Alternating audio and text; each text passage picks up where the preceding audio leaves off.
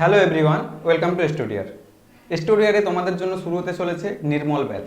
এই ব্যাচে যারা এখনও এনরোল করোনি তারা এনরোল করে নাও। এটা একটা প্রিমিয়াম ব্যাচ, তো এই ব্যাচটাই সবাই এনরোল করবে, কেমন? ওকে, চলো আজকের যে আমার টপিক অর্থাৎ রাসায়নিক গণনা, সেই চ্যাপ্টারটি নিয়ে আলোচনা করা যাক। ওকে, চলো। দেখো, রাসায়নিক গণনাটা কি? রাসায়নিক গণনা অর্থাৎ রাসায়নিক যে বিক্রিয়াগুলো ঘটে সেগুলো একটা নিয়ম মেনে ঘটে। তো সেই নিয়ম মেনে ঘটে সেই যে কিছু সূত্রের সাহায্যে হয়। এই যে নিয়ম মেনে বিক্রিয়াগুলো ঘটছে পরীক্ষার সাহায্যে দেখা গেছে, সেগুলো নিয়ে অনেকগুলো কিছু সূত্র দিয়েছেন বিজ্ঞানীরা, বিভিন্ন সূত্র দিয়েছেন।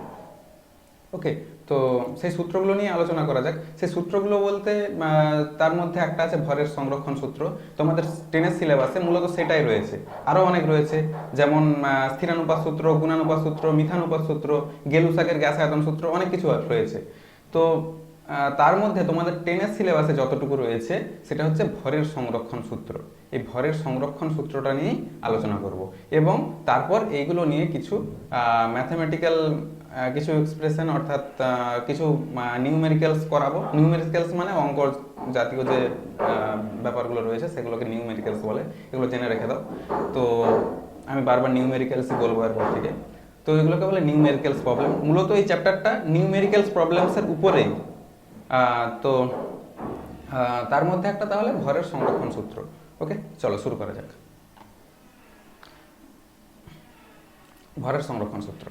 ভরের সংরক্ষণ সূত্র কি বলছে দেখো, ভরের সংরক্ষণ সূত্র বলছে কি, যে কোনো রাসায়নিক বিক্রিয়ার পূর্বে বিক্রিয়ক পদার্থের মোট ভর এবং বিক্রিয়ার পরে একটা বিক্রিয়া ঘটলো, তাহলে বিক্রিয়ার আগে কি ছিল? বিক্রিয়াত পদার্থগুলো ছিল। তারপরে কি হলো? বিক্রিয়াটা করার পরে কি হলো? তার কিছু পদার্থ উৎপন্ন হলো। তাহলে বিক্রিয়ার যে বিক্রিয়ার পরে যেগুলো উৎপন্ন হলো সেগুলো কি? বিক্রিয়াজাত পদার্থ। আর বিক্রিয়ার আগে যেই পদার্থগুলো সেগুলো ছিল সেগুলো কি? বিক্রিয়ক পদার্থ। একটা বিক্রিয়া তোমরা নিচে দেখতে পাচ্ছ, এ প্লাস বি থেকে উৎপন্ন হয়েছে সি প্লাস ডি। তাহলে এ প্লাস বি হচ্ছে এখানে কি? বিক্রিয়ক পদার্থ, আর সি প্লাস ডি হলো বিক্রিয়াজাত পদার্থ। ওকে, তাহলে এই ভরের সংরক্ষণ সূত্র কি বলছে? এই ভরের সংরক্ষণ সূত্রের প্রবক্তা ল্যাভোইসিয়ের। তাহলে কি বলছে?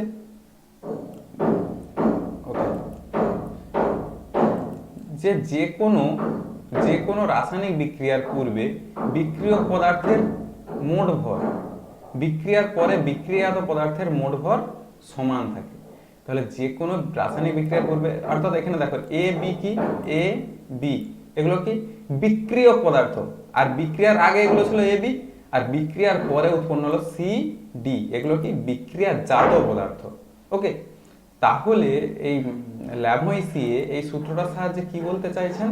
বলতে চাইছেন ওকে ওকে যে এ আর বি এর যে মোট ভর হবে, তাহলে এ এর ভর প্লাস বি এর ভর সমান বিক্রিয়াজাত পদার্থ কি? সি আর ডি। তাহলে সি এর ভর প্লাস ডি এর ভর। ওকে, তাহলে যদি কোনো প্রশ্নে বলে দেয় যে এই যে এ এর ভর প্লাস বি এর ভর সমান সি এর ভর প্লাস ডি এর ভর, ওকে, এটা বলতে চাইছে।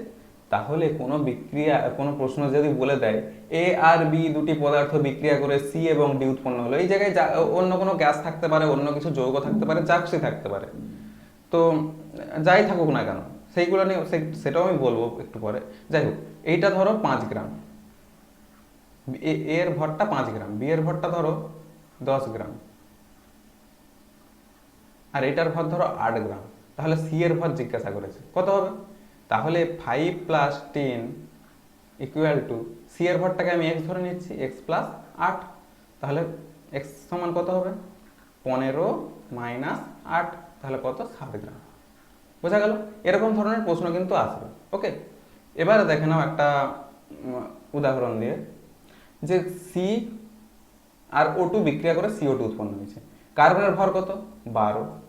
অক্সিজেনের ভর কত? 16 দিয়ে 32। কার্বন ডাইঅক্সাইডের কত? 12 প্লাস 32, তাহলে কত হলো? 44 44, আর এটাও কত 12 আর 32 44। তাহলে বিক্রিয়ার আগে কত ছিল 44, বিক্রিয়ার পরেও কত আছে 44। তাহলে শুধুমাত্র চেঞ্জ হবে কি, একটা পদার্থটা বদলে যাবে।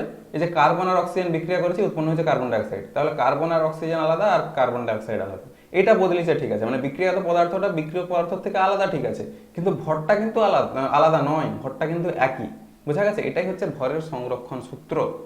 ওকে, তো এরপরে ক্লাস 11-এর গিয়ে বাকি সূত্রগুলোও তোমরা শিখবে, তো সেগুলো নিয়ে এখন আলোচ্য বিষয় নয়।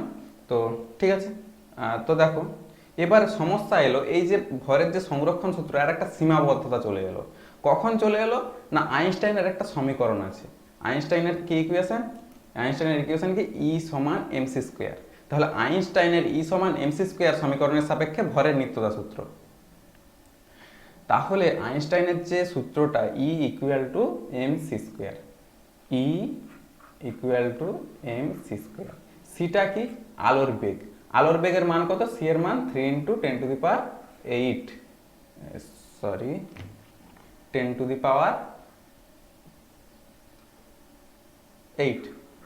Metre per second. এটা হচ্ছে আলোর বেগ, 3 × 10⁸ মিটার পার সেকেন্ড। এটা মনে রাখবে, কিন্তু এটা আলো চ্যাপ্টারের ক্ষেত্রেও কাজে লাগবে বা বিভিন্ন ক্ষেত্রে কাজে লাগবে। তাহলে এটা কি একটা কনস্ট্যান্ট রাশি, সি এর মানটা কি কনস্ট্যান্ট রাশি, তাহলে কি বলতে পারি ই ভ্যারিসিয়াস এম। তাহলে কিছু পরিমাণ ভর কিসে রূপান্তরিত হয়? শক্তিতে। আবার কিছু পরিমাণ শক্তিও ভরে রূপান্তরিত হয়। এটা আইনস্টাইনের ই সমান এমসি স্কোয়ার যে ফর্মুলা, এটা থেকে কিন্তু জানা যাচ্ছে। তাহলে কিছু পরিমাণ ভর যদি শক্তিতে রূপান্তরিত হয়, আবার কিছু পরিমাণ ভরও যদি শক্তিতে রূপান্তরিত হয়, তাহলে কি ওই আইনস্টাইনের যে ই সমান এমসি স্কোয়ার সূত্র থেকে ভরের যে সংরক্ষণ সূত্র, তার একটা সীমাবদ্ধতা পেয়ে গেলাম, তার একটা ত্রুটি পেয়ে গেলাম, তাই তো? তো এই ত্রুটিটা কিভাবে ভর বৃদ্ধি বা হ্রাস পায় সেটা আমি একটু পরে আসছি। তার আগে একটা ঠিক আছে, এটাই থাক। তো দেখো, যদি এরকম বলে দেয়, ধরো এরকম কিছু একটা অঙ্ক বলে দিল, একটা অঙ্ক করিনি, তারপরে এটা নিয়ে আরো বলছি কিছু। তো একটা অঙ্ক দেখানো বলে দিল যে 1 গ্রাম ভর যদি শক্তিতে রূপান্তরিত হয় কতটা শক্তি হবে? ই সমান আমরা কি জানি এম সি স্কোয়ার, এম কত 1, আর সি এর মান কত? এইটা মানে এটা যেহেতু আমি গ্রামে নিয়েছি সিজিএস একক, এটাও সিজিএস এককে করতে হবে। সি এর মান সিজিএস এককে কত হবে? 3 × 10⁻, মিটারকে সেন্টিমিটার করলে 100 দিয়ে গুণ করতে হয়, তাহলে 10⁻10 সেমি পার সেকেন্ড, তাই তো? ওকে, তাহলে ইন্টু 3 × 10⁻10, এটার কি হোল স্কোয়ার। তাহলে কত হচ্ছে? 3 স্কোয়ার মানে কত? 9, 10 স্কোয়ার মানে 10⁻20। এত কি? এটা কিসে পাবো তাহলে? সিজিএস এককে শক্তির একক কি? আর্ক।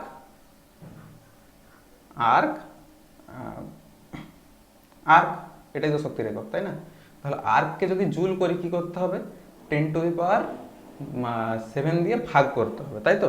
তাহলে 9 × 10⁻20, তাহলে 20, এটা যদি 7 হয়, 20 থেকে 7 বিয়োগ হলে কত হবে? 10⁻13, এত কি জুল। বোঝা গেছে? এরকম কিছু অঙ্ক থাকতে পারে। ওকে, চলো তাহলে এবারে দেখে নেব যে ই সমান এমসি স্কোয়ার যে সূত্রটা, এটা এই যে সমীকরণটা, এই সমীকরণ থেকে কিভাবে শক্তির হ্রাস বৃদ্ধি ঘটে, কখন হ্রাস বৃদ্ধিটা ঘটে। ঠিক আছে, তো দেখো যে কোনো, আচ্ছা এটা তো করালাম, 1 গ্রাম ভর শক্তিতে রূপান্তরিত হলে কি হবে, এই অঙ্কটা করালাম। আর ঠিক আছে, তো দেখো ভর ও শক্তির, দেখো ভর ও শক্তির সম্মিলিত নিত্যতা সূত্রটা এলো, মানে ওইটাকে সংশোধন করার জন্য, ওই যে শক্তির যে ভরের যে নিত্যতা সূত্র, সেইটাকে সংশোধন করেই তৈরি হলো কি ভর ও শক্তির সম্মিলিত নিত্যতা সূত্র। এবারে দেখে নাও যে কেন এলো এই সূত্রটা। ধরো কোনো একটা বিক্রিয়া তাপগ্রাহী বিক্রিয়া, তাহলে তাপ যদি গ্রহণ করে, তাপ গ্রহণ করছে মানে কি গ্রহণ করছে? তাপ গ্রহণ করছে মানে কিছু পরিমাণ তাপ কি এক প্রকার শক্তি। শক্তি কিসে রূপান্তরিত হতে পারে? আমরা জেনেছি এই যে শক্তি রূপান্তরিত হতে পারে কিসে? ভরে, তাই তো? এই শক্তি এই যে ই, এটা কিসে রূপান্তরিত হতে পারে? ভরে, তাই তো? তাহলে শক্তি যদি ভরে রূপান্তরিত হয়, তাহলে তাপ যে শক্তিটা যখন গ্রহণ করছে তখন কি হচ্ছে, আহ, শক্তি গ্রহণ করছে মানে কি ভর গ্রহণ করছে, তাহলে ভর কি বৃদ্ধি পাবে। যেগুলো তাপগ্রাহী বিক্রিয়া সেক্ষেত্রে ভরটা কি হওয়ার কথা, বৃদ্ধি পাওয়ার কথা। আবার যেগুলো তাপ মোচী বিক্রিয়া মানে তাপ পরিবেশে দেয়, তো পরিবেশে নির্গত হয় যে সমস্ত বিক্রিয়ার ফলে, সেই ক্ষেত্রে তাহলে কি হওয়ার কথা, সেই ক্ষেত্রে তাপ বর্জন করছে মানে কি শক্তি বর্জন করছে। আর শক্তি কিসে রূপান্তরিত হয়, ভরে, তাহলে কি কিছু পরিমাণ ভর কমে যাওয়ার কথা, তাই তো। এটাই তো এই আইনস্টাইনের E=mc² সূত্র থেকে আমরা পাচ্ছি। সেই জন্য সেই যে সূত্রটা মানে সেই অর্থাৎ ভরের সংরক্ষণ সূত্র, সেইটারই সংশোধিত রূপ কি, ভর ও শক্তির সম্মিলিত নিত্যতা সূত্র। এবারে দেখো কি যেগুলো সাধারণ বিক্রিয়া, সেক্ষেত্রে তাপ উৎপাদন বা গ্রহণ এতটাও হয়ে যায় না, মানে উৎপাদন হোক বা তাপ গ্রহণ হোক, এই সমস্ত বিক্রিয়ার ক্ষেত্রে তাপটা খুব কম পরিমাণ। তো সেই ক্ষেত্রে শক্তির কিন্তু খুব একটা পরিবর্তন হয়ে যায় না। সেই জন্য ভরেরও কিন্তু খুব সামান্যতম পরিবর্তন হয়, যেটা নগণ্যই ধরে নেওয়া যায়। ওকে, তো সেই ক্ষেত্রে কোনো ব্যাপার নয়। কিন্তু যেগুলো নিউক্লিয়ার রিয়াকশন যেগুলো ঘটে, সেখানে মানে পারমাণবিক চুল্লিতে ধরো, যেখানে পারমাণবিক কেন্দ্রগুলো রয়েছে, সেই পারমাণবিক কেন্দ্রগুলোতে কিন্তু এই তাপের পরিমাণটা বা তাপ উৎপাদন বা বর্জনের পরিমাণটা কিন্তু প্রচুর পরিমাণ, অনেকটা। তো সেই ক্ষেত্রে কিন্তু ভরেরও যে পরিবর্তন সেটা কিন্তু অনেকটা, তো সেটা কিন্তু নগণ্য করে দেওয়া যায় না বা অগ্রাহ্য করা যায় না। ঠিক আছে, তো সেই জন্যে কি সূত্র এলো সেই ক্ষেত্রে, ভর ও শক্তির সম্মিলিত নিত্যতা সূত্র। এখানে কি বলছে, বিক্রিয়ার আগে এবং পরে মোট ভরের সাথে আরেকটা কি টার্ম যুক্ত হলো, শক্তি। মোট ভর এবং শক্তি অপরিবর্তিত থাকে। ওকে, বোঝা গেল নিশ্চয়ই যতটা আমি পড়ালাম, যে কি সূত্র ছিল প্রথমে, ভরের নিত্যতা সূত্র বা ভরের সংরক্ষণ সূত্র, সেইটারই কি একটা সীমাবদ্ধতা পাওয়া গেল, সেই সীমাবদ্ধতা বা ত্রুটিটাকে সংশোধন করার জন্য কি হলো, ভর ও শক্তির সম্মিলিত নিত্যতা সূত্র। ওকে, চলো এবারে আসা যাক গণনা, যেই চ্যাপ্টারটা যেটা মূল উদ্দেশ্য, যে রাসায়নিক গণনা। তো রাসায়নিক গণনা কয় রকম ভাবে করা যায়, দু রকম ভাবে গণনা করতে হবে। কখনো হয়তো দুটোর মানে ভরে দেওয়া থাকবে, তোমাকে ভরে মান দেওয়া থাকবে, আর যেটা উৎপন্ন হবে বিক্রিয়াজাত পদার্থ সেটাও ভরে মান চাওয়া হবে, বা মোলে দেওয়া থাকবে, মোলে মান চাওয়া হবে। তো সেই ক্ষেত্রে একরকম গণনা। আবার কখনো ভরে হয়তো বিক্রিয়ক পদার্থের মান দেওয়া আছে, বা ওই উত্তর চেয়েছে বা বিক্রিয়াজাত পদার্থের যে কতটা বিক্রিয়াজাত পদার্থ উৎপন্ন হবে সেটা হয়তো বলে দিল 5 লিটার 10 লিটার, মানে আয়তনে দিয়ে দেবে সেটা, একটা ভরে একটা আয়তনে। সেই ক্ষেত্রে কিরকম গণনাটা হবে, ভর বা মোল আয়তন সংক্রান্ত গণনা। ওকে, একটা তাহলে ভর বা মোল সংক্রান্ত গণনা, আর একটা কি ভর বা মোল আয়তন সংক্রান্ত গণনা। তাহলে রাসায়নিক গণনা করকম পেলাম, দুরকম ভাবে রাসায়নিক গণনাগুলো করব। একটা হচ্ছে ভর বা মোল সংক্রান্ত গণনা, আর একটা কি ভর বা মোল আয়তন সংক্রান্ত গণনা। দুরকম গণনা আমরা করব। ওকে, তো দেখে নাও যে আমাদেরকে রাসায়নিক গণনা করতে গেলে কিছু মৌলের ভর জানতে হবে, কারণ এগুলো দিয়েই প্রবলেমগুলো সলভ করা হবে। তো যেগুলো আমি দিয়েছি এই লিস্টে, সেগুলো কিন্তু তোমরা তুলে নাও, ভিডিওটা একটু পজ করে তুলে নেবে। আর এছাড়াও যদি তুমি এর বাইরেও যদি তোমরা কেউ জানতে চাও, বা এর বাইরেও যদি কখনো দরকার হয়, হতেই পারে এখানে সব দেওয়া হয়তো সম্ভব হয়নি, তোমরা বিভিন্ন যখন কোশ্চেন সেট সলভ করবে হয়তো এর বাইরেও কিছু দরকার হলেও হতে পারে। তো সেই জন্য আমি যতগুলো মৌল রয়েছে পৃথিবীতে, যতগুলো মৌল প্রকৃতিতে এক্সিস্ট করে, সবগুলোই আমি ডেসক্রিপশন বক্সে লিঙ্ক দিয়ে দেবো, সেখানে গেলে কিন্তু প্রত্যেকটা মৌলের ভরই তোমরা পেয়ে যাবে। ওকে, তো চলো শুরু করা যাক। এইগুলো আপাতত মনে রাখবে, এইগুলো মনে রাখলে আপাতত আমার মনে হয় ম্যাক্সিমাম প্রবলেম সলভ করা যাবে। হাইড্রোজেনের 1, কার্বনের 12, nitrogen 14, oxygen 16, sodium 23, magnesium 24, aluminium 27, phosphorus 31, যেইগুলো দিয়েছি আমি এই ভরগুলো মানে কখনো ভাববে না যে একটা হাইড্রোজেন পরমাণুর ভর হয়তো 1 গ্রাম, ব্যাপারটা কিন্তু সেটা নয়। এগুলো কত সংখ্যক, অ্যাভোগাড্রো সংখ্যক হাইড্রোজেন পরমাণুর ভর 1 গ্রাম। অ্যাভোগাড্রো সংখ্যাটা তোমরা নিশ্চয়ই জানো, 6.023, তাই তো। 6.023 ইন্টু 10⁻23, 6.023 ইন্টু 10⁻23, এতগুলো হাইড্রোজেন। এই সংখ্যাটা মানে কিন্তু অনেক। এইটার সাথে গুণ হবে 1-এর গায়ে 23টা শূন্য, মানে কত বড় সংখ্যা ভাবতে পারছো। অতগুলো হাইড্রোজেন পরমাণুর ভর মাত্র 1 গ্রাম, তাহলে একটা হাইড্রোজেন পরমাণুর ভর খুব কম, তাই না? খুবই কম। তো কতটা কম ভাবতে পারছো, মানে একটা হাইড্রোজেন পরমাণু কতটা ছোট, ওই ভরটা মানে কতটা ছোট, বা যাই যেগুলোই বলি না কেন, এই যে এফি লোহার ধরো 55.5, মানে এতগুলো লোহার পরমাণুর ভর হচ্ছে, মানে এই 6.023 ইন্টু 10^23টি লোহার পরমাণুর ভর 55.5 গ্রাম। বুঝতে পারছো? ওকে, যদি এত সংখ্যক ফুটবল যদি পৃথিবীতে রাখা হয়, এরকম 4টা পৃথিবী কিন্তু লাগবে, এরকম 4টা পৃথিবীতে মিলে সম্ভব। যদি তোমাকে এত টাকা দেওয়া হয়, প্রত্যেকদিন কয়েকশো কোটি টাকা যদি খরচা করো, তাহলে তুমি সারা জীবনে কিন্তু খরচা করতে পারবে না। তাহলে ভাবতে পারছো যে সংখ্যাটা কত বড়। ওকে, চলো এবারে দেখে নিই যে ভর বা মূলায়তন সংক্রান্ত যে গণনা, ভর ভর বা মোল মোল, মূল আয়তন নয়, এটা মোল মোল, ভর ভর, ভর ভর গণনা বা মোল মোল গণনা, যেটা প্রথমে বললাম, এই ভর ভর বা মোল মোল গণনা সংক্রান্ত গণনার নিয়মাবলীগুলো দেখে নাও। প্রথমে কি করতে হবে? প্রথমে সমতাযুক্ত সমতাযুক্ত ব্যালেন্সড ইকুয়েশন, অর্থাৎ ব্যালেন্সড ইকুয়েশন এক কথায় যদি বলি, তো সমতাযুক্ত সঠিক সমীকরণ দ্বারা রাসায়নিক বিক্রিয়াটিকে প্রকাশ করতে হবে। যে প্রশ্নপত্রে যে প্রশ্নটা দেওয়া থাকবে, তাহলে তোমাদেরকে রিঅ্যাকশন লেখাটা শিখতে হবে। রিঅ্যাকশন লেখা কি করে শিখবে? এবারে প্রথম যেহেতু তোমরা রিঅ্যাকশন তৈরি করবে, লিখবে, এর আগে খুব একটা হয়তো রিঅ্যাকশন নিজেকে লিখতে হতো এরকম কিন্তু ছিল না এর আগে। যেহেতু তোমরা প্রথম শিখবে, সেহেতু তোমাদেরকে কিছু বিক্রিয়া কিন্তু প্র্যাকটিস করতে হবে। প্র্যাকটিস করলেই তোমাদের কনসেপ্ট কিন্তু চলে আসবে, অটোমেটিক চলে আসবে। তো সেই জন্য আমি যেগুলো করাবো বা বইয়েতে যেগুলো রয়েছে, সেগুলো তোমরা খুব ভালোভাবে কিন্তু প্র্যাকটিস করবে, তাহলেই কিন্তু অটোমেটিক তোমাদের কনসেপ্ট এসে যাবে যে কিসের সঙ্গে কি মেশালে বিক্রিয়াটা কীরকম কি হয়, মোটামুটি একটা ধারণা কিন্তু চলে আসবে। তার মানে এই নয় যে প্র্যাকটিস করলে সমস্ত পেরে যাবে, পৃথিবীর একদম সমস্ত বিক্রিয়া পেরে যাবে, সেটা নয়। কিন্তু তোমাদের সিলেবাসে যতটুকুন রয়েছে, যত যা বিক্রিয়া রয়েছে যেগুলো দরকার, সেগুলো কিন্তু পারবে, অবশ্যই পারবে। ওকে, তাহলে কারণ কেমিস্ট্রি তো এত সহজ নয় যে সামান্য কিছু 2টা 5টা বিক্রিয়া প্র্যাকটিস করে হয়ে যাবে, এরকম ব্যাপারটা নয়। কিন্তু তোমাদের সিলেবাসে যতটুকু দরকার ততটুকু খুব ভালোভাবেই পারবে। তাহলে 2 নম্বর কি বলছে? বিক্রিয়ক এবং বিক্রিয়াজাত পদার্থের সংকেতের নিচে আপেক্ষিক মোল সংখ্যা অর্থাৎ অথবা আপেক্ষিক ভর লিখতে হবে, যেগুলো আমি এই আগের স্লাইডে দেখালাম। আগের স্লাইডে যেই ভরগুলো দেখালাম, ওই ভরগুলোকে মুখস্থ করে রাখতে হবে, মনে রাখতে হবে। ওগুলো তো কিছু করার নেই, ওগুলো মনেই রাখতে হবে।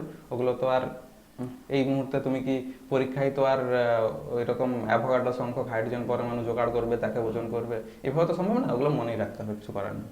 তো ওইগুলো মনে রাখবে, ওইগুলো হিসাবে কীভাবে এবারে ওইগুলো বসাতে হয় সেগুলো আমি শেখাবো, নিশ্চয়ই শেখাবো। ওকে, তারপরে নেক্সট গণনাগুলি করতে হবে ঐকিক নিয়মে। ঐকিক নিয়ম তোমরা শিখেছো, ক্লাস 3 থেকে শিখছো, তো সেগুলো নিয়ে কোনো সমস্যা নেই। তাহলে কি করতে হবে না, গণনাগুলো ঐকিক নিয়মে করতে হবে। নেক্সট, গণনার ক্ষেত্রে সর্বদা একরকম একক ব্যবহার করতে হবে। একই রকম একক, একটা কেজিতে একটা গ্রামে বা একটা কেজিতে একটা কুইন্টালে, এরকম কিন্তু নয়। একই একক, একটা মোলে একটা কেজিতে, এরকম নয়। যা একক ব্যবহার হবে সব একই একক ব্যবহার হবে এই ধরনের গণনার ক্ষেত্রে। ওকে, চলো তাহলে একটা অঙ্ক বা একটা নিউমেরিক্যাল প্রবলেম সলভ করা যাক। চলো, প্রথমে প্রবলেমটা ভালো করে পড়ো। কি বলছে? 20 গ্রাম অক্সিজেন উৎপন্ন করতে কত গ্রাম KClO3 কে উত্তপ্ত করতে হবে? তাহলে 20 গ্রাম অক্সিজেনটা কত গ্রাম উৎপন্ন করতে হবে? 20 গ্রাম।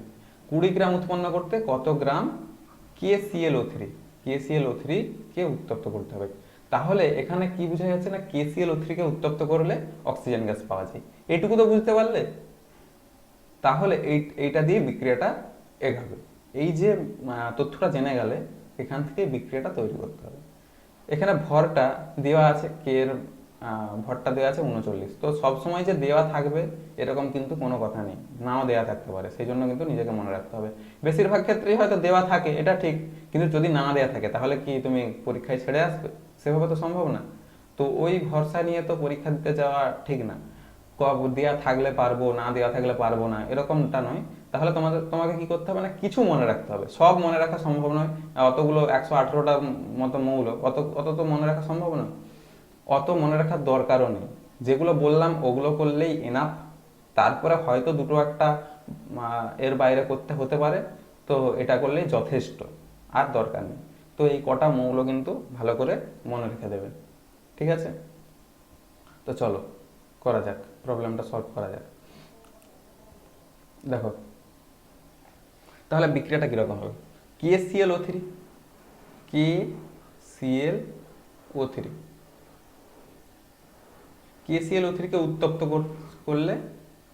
করলে কি পাওয়া যাবে না, অক্সিজেন পাওয়া যাবে। এতটুকু তো জেনে গেলাম। এবারে বিক্রিয়াটাকে ব্যালেন্স করতে হবে। তাহলে এখানে উত্তপ্ত করলে ও অক্সিজেন পেয়ে গেলাম, এই ও অণু নিয়ে ব্যালেন্স করা হবে। তারপরে পড়ে আছে কিন্তু KCl, তো KClটা দিয়েও তো কিছু তো করতে হবে। তাহলে এর সঙ্গে কি উৎপন্ন হবে আবার, KCl। ওকে।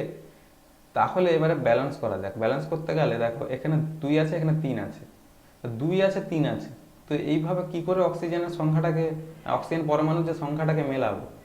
তাহলে আগে যদি 2 দিয়ে দিই, তাহলে অক্সিজেন পরমাণু কটা হলো, 3 2 6টা, তাই তো? তাহলে এখানে 6টা করতে হলে কি করতে হবে, সামনে 3 বসিয়ে দিলে হয়ে যাবে, 3 2 6। তাহলে এটা মিলে গেল। এবারে KCl এর আগে কত আছে, 2, তাহলে এর আগেও 2। এটা হয়ে গেল ব্যালেন্সড ইকুয়েশন। তাহলে প্রথমে বিক্রিয়াটা তৈরি করলাম, তারপরে কি করলাম, সেটাকে ব্যালেন্সড করলাম, অর্থাৎ সমতা বিধান করলাম। সমতা বিধান তোমরা ক্লাস 7-এ শিখেছো, নিশ্চয়ই জানো। তাহলে এইগুলো পাওয়া গেল। তাহলে KClO3 কে উত্তপ্ত করলে কি পাওয়া যাবে, 2KCl প্লাস 3O2। ওকে। এবারে ক্যালকুলেশনে যাওয়া যাক। কত গ্রাম অক্সিজেন চেয়েছে, 20 গ্রাম। প্রথমে দেখে নিই যে কত গ্রাম অক্সিজেন এখানে উৎপন্ন হয়েছে। তাহলে 3 ইন্টু 2 ইন্টু অক্সিজেনের কত, 16।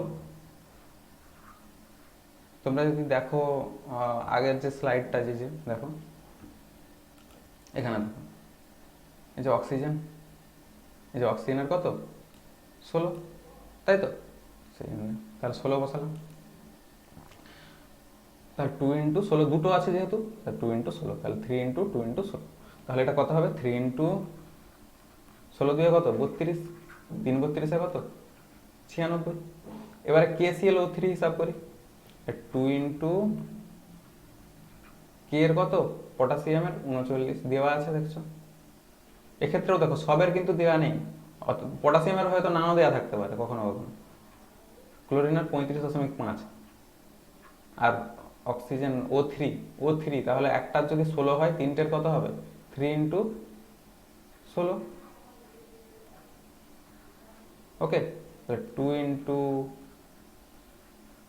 39 প্লাস 35.5 প্লাস 3 16 48। তাহলে কত হচ্ছে, 2 ইন্টু, এটা কত হবে যদি যোগ করি, 122.5 করে দেখবে, এটাই হবে। তাহলে কত হবে, 122.5 ইন্টু 2, 245। 122 দুগুণে 244, আর 0.5 কে 2 দিয়ে গুণ করলে 1, 245। তাহলে এটা হলো 245 গ্রাম, আর এটা কত, 96 গ্রাম। তাহলে 296 গ্রাম অক্সিজেন পেতে কত গ্রামকে উত্তপ্ত করতে হচ্ছে, 245 গ্রাম। ঐকিক নিয়ম করে ফেলি তাহলে, 96 গ্রাম অক্সিজেন পেতে, অক্সিজেন O2 উৎপন্ন করতে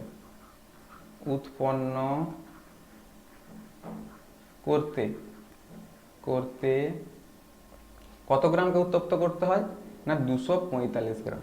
245 গ্রাম KClO3 কে উত্তপ্ত করতে হয়। এটা লিখে নেবে, আমি ডট ডট দিয়ে দিলাম। যাই হোক, এবার তাহলে 1 গ্রাম অক্সিজেন উৎপন্ন করতে কত গ্রাম, 245/96। এগুলো কি নিয়মে তোমরা শিখেছো, KClO3 কে উত্তপ্ত করতে হয়। তাহলে এবারে আসি, কত গ্রাম চেয়েছে, 20 গ্রাম। তাহলে 20 গ্রাম অক্সিজেন উৎপন্ন করতে উৎপন্ন করতে কত গ্রাম? 245 বাই 96 গুণিত কত?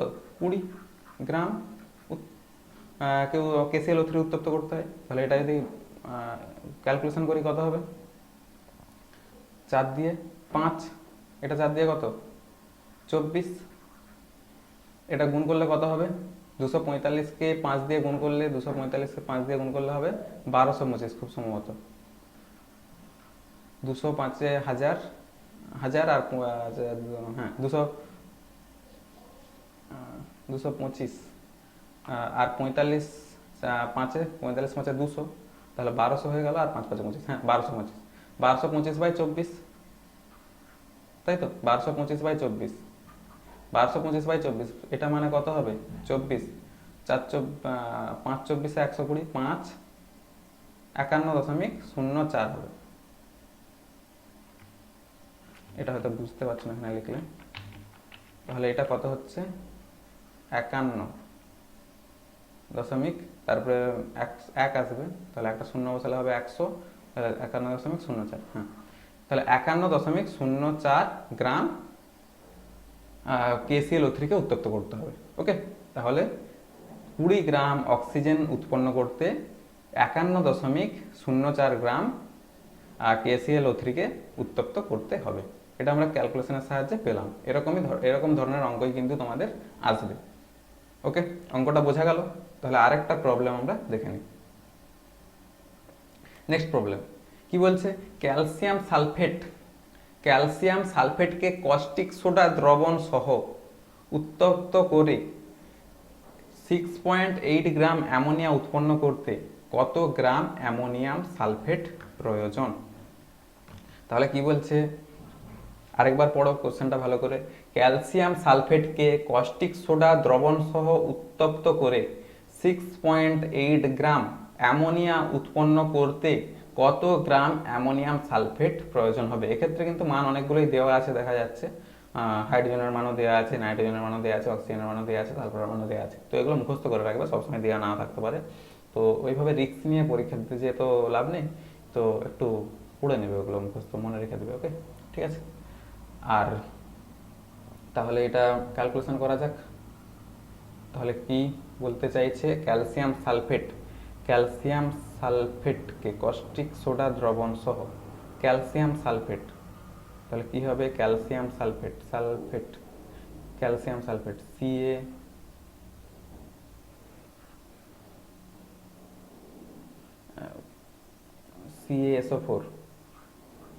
CaSO4, তাই তো? CaSO4 কে কি করছে? Caustic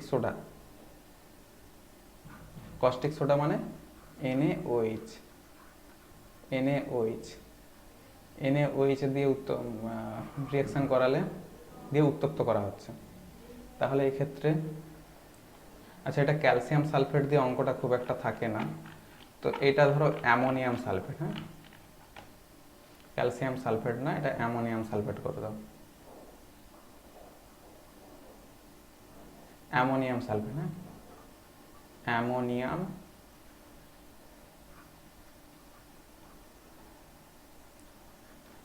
sulphate. কারণ এই বিক্রিয়াটা কেন পড়ে বলো তো? কারণ এটা হচ্ছে অ্যামোনিয়া তৈরির একটা কিন্তু পদ্ধতি। অ্যামোনিয়া তৈরির যেহেতু একটা পদ্ধতি, তো এটা দিয়ে যদি আমি তোমাদেরকে অঙ্কটা করাই তো অজৈব রসায়নেরও একটা কিন্তু কিছু শেখা হয়ে যাবে, সেই জন্যই আমি এটা দিয়ে শেখাচ্ছি। ওকে, তো সেক্ষেত্রেও বিক্রিয়াটা মনে রয়ে যাবে। তো এগুলো দিয়েই বেশি আসবে, কারণ তোমাদের যে মানে বইয়ে অন্যান্য চ্যাপ্টারেও যে অঙ্কগুলো রয়েছে সেখান থেকেও কিন্তু দিয়ে দেয়। আর বাইরে থেকে খুব একটা তেমন একটা কিন্তু পরীক্ষায় নাও দিতে পারে। তো সেই জন্যই আমি অ্যামোনিয়াম সালফেট নিচ্ছি। এটা ক্যালসিয়াম সালফেট দিয়ে যে হবে না সেটা নয়, এটা দিয়েও প্র্যাকটিস করে নেবে তোমরা। তোমাদের টাস্ক রইলো যে ক্যালসিয়াম সালফেট দিয়ে কীভাবে বিক্রিয়াটা করে তোমরা করে কত উত্তর আসে সেটা তোমরা কমেন্টসে জানাও। ওকে, হ্যাঁ, অ্যামোনিয়াম সালফেট, তাহলে NH4 এর হোল টু SO4, NH4 এর whole two SO4 plus caustic soda মানে NaOH, 2 NaOH দিয়ে উত্তপ্ত করা হচ্ছে। বিক্রিয়াটা করে উৎপন্ন হবে কি? 2NH3 অ্যামোনিয়া উৎপন্ন হবে, আর Na2SO4, Na2SO4 আর 2 অণু জল উৎপন্ন হবে। তাহলে কি কি উৎপন্ন হবে? 2NH3, Na2SO4, 2H2। ব্যালেন্সটা তোমরা বুঝতে পেরেছো, আগে আমি বুঝিয়েছি, তো ব্যালেন্সটা আর আমি বুঝাচ্ছি না। ওকে, তো চলো এবারে ক্যালকুলেশন করা যাক। তাহলে NH4 এর হোল টু SO4, এটার ভরটা কত হবে? NH4, N কত? 14, আর 4 14 4 কত? 14 4 18, তাহলে 18 গুণিত 2, 18 গুণিত 2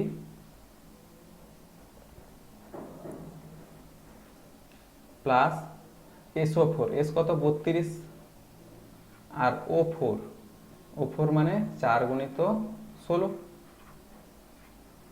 ওকে, তাহলে কত হচ্ছে? 18 2 36, 36 প্লাস 32 প্লাস 4 16 64। তাহলে এটা কত হচ্ছে? 36 প্লাস 32 প্লাস 64, এটা হয়ে যাচ্ছে প্রায় 100 প্রায় নয় 100, 4 2 6 6 12, 132, তাই 132 গ্রাম, 132 গ্রাম। তাহলে অ্যামোনিয়াম সালফেটকে কস্টিক সোডা দ্রবণ সহ উত্তপ্ত করে এত 6.8 গ্রাম অ্যামোনিয়া, 6.8 গ্রাম। তাহলে এখানে অ্যামোনিয়াটা কত হচ্ছে হিসাব করি। সবগুলোর কিন্তু হিসাব করার দরকার নেই, যেটা চেয়েছে এবং যেটা থেকে যেটা উৎপন্ন হওয়ার যেগুলো চাইবে, প্রশ্নে যেগুলো চাইবে, এখানে অ্যামোনিয়াম সালফেট কত গ্রাম অ্যামোনিয়াম সালফেট দরকার সেটার বের করব, আর কি কত গ্রাম উৎপন্ন করতে হবে?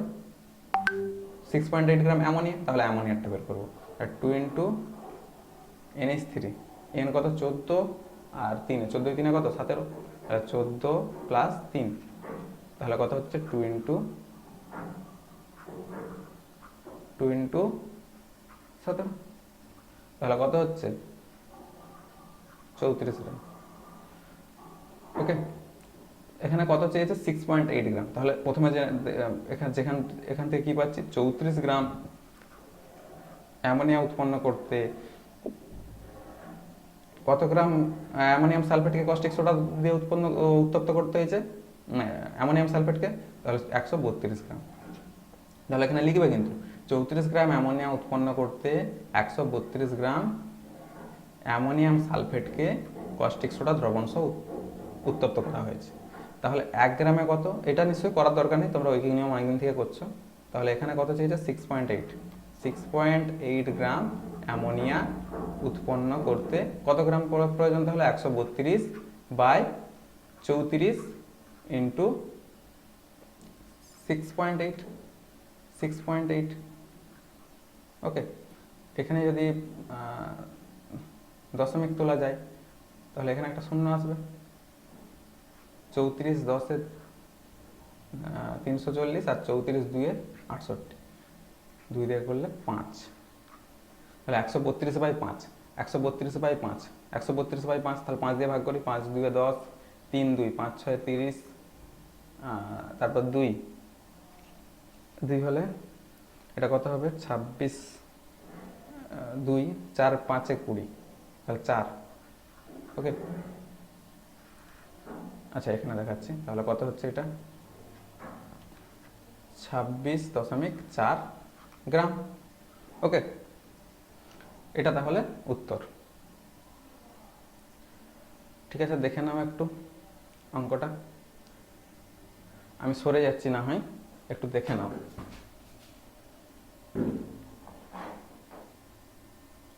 একটু দেখে নাও, কারণ ওখানটা তো আমি বসেছিলাম যেহেতু তোমরা দেখতে পাওনি। ওকে, একটু দেখে নাও।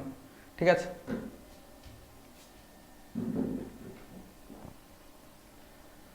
ওকে।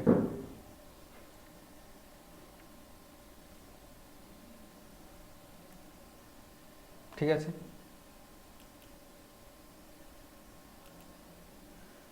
ওকে, নেক্সট প্রবলেম। ইউরিয়া ও অ্যামোনিয়াম সালফেটের মধ্যে কোনটিতে নাইট্রোজেনের শতকরা পরিমাণ বেশি?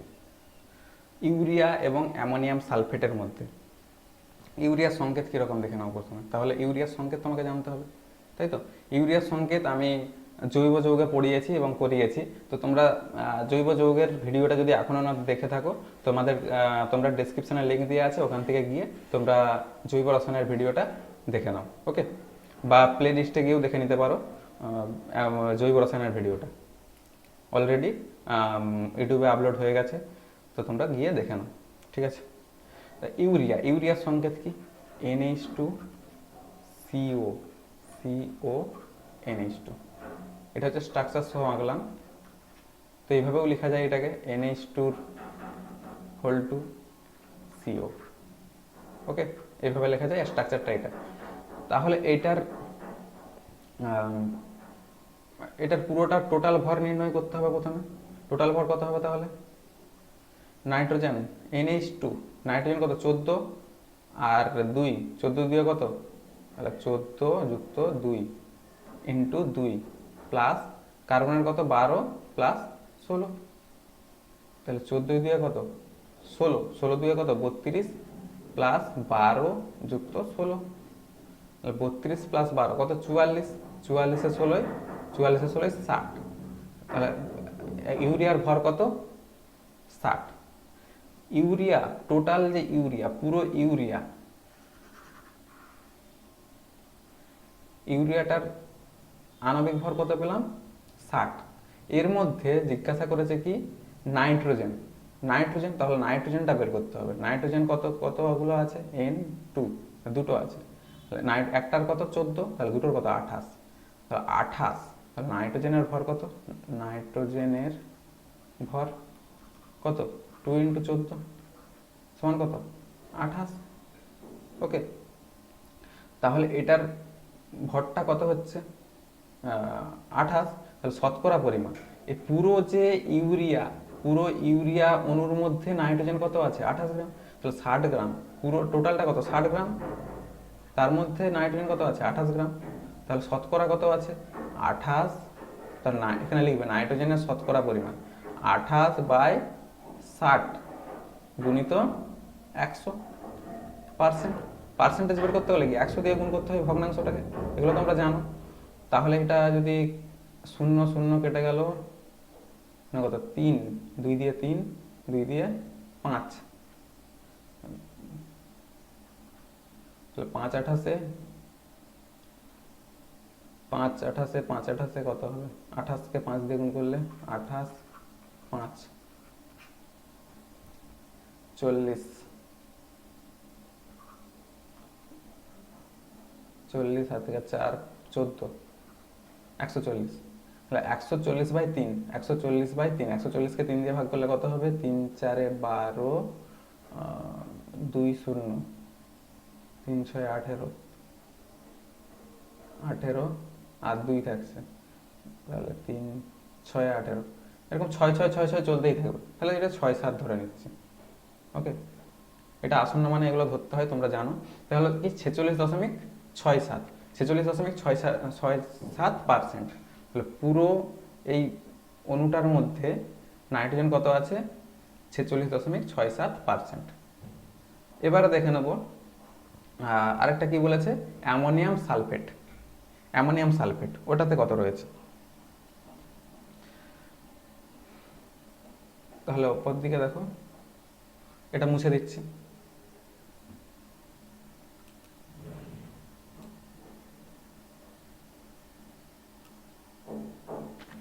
ঠিক আছে, ওটা মনে রাখবে কিন্তু।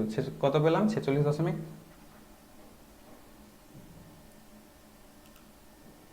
ওকে, তাহলে ওটা কত পেলাম? এখানে লিখে রাখি 46.67, এই পার্সেন্টেজটা পেলাম। এবারে দেখো অ্যামোনিয়াম সালফেটের সংকেতটা জানতে হবে। তাহলে NH4 এক্ষুনি আমি করালাম, এটা দিয়ে অঙ্ক যদিও করালাম। NH4 সংকেত লেখার নিয়ম তোমরা ক্লাস 7-এ শিখেছো, তো সেখান থেকে কিন্তু এই সংকেতগুলো তোমরা সবাই লিখতে পারবে। ঠিক আছে, তাহলে NH4 এইটার পুরোটার ভরটা নির্ণয় করি। আণবিক ভর অর্থাৎ মলিকুলার ওয়েট বের করি। নাইট্রোজেন কত? 14, হাইড্রোজেন কত? 4 গুণিত 2 প্লাস 32 প্লাস 4 কত? 64, 14 4 কত? 18 গুণিত 2 প্লাস 32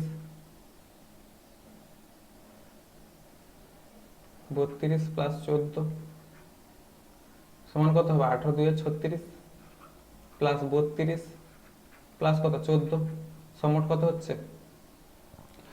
36 32 14 যোগ করলে 36 এ 14 হয়, 36 এ 14 হয়, 36 এ 14 হয়, 50, 50 এ 3 80, 82 গ্রাম। পুরো অণুটার ভর কত? 82 গ্রাম। তার মধ্যে নাইট্রোজেন কত আছে? n, আর বাইরে 2, তাহলে কত? 28, তাই তো? 28 মধ্যে 28 আছে কতর মধ্যে? 82 মধ্যে, ইন্টু 100%, তাই তো? এটাকে যদি তাহলে ক্যালকুলেশন করা যায় কত হবে? 21, এটা ক্যালকুলেশন করবে, দেখবে এরকম একটা উত্তর আসবে, 21.21, এই পার্সেন্টেজটা আসবে 21.21। এটা 82 হচ্ছে তো?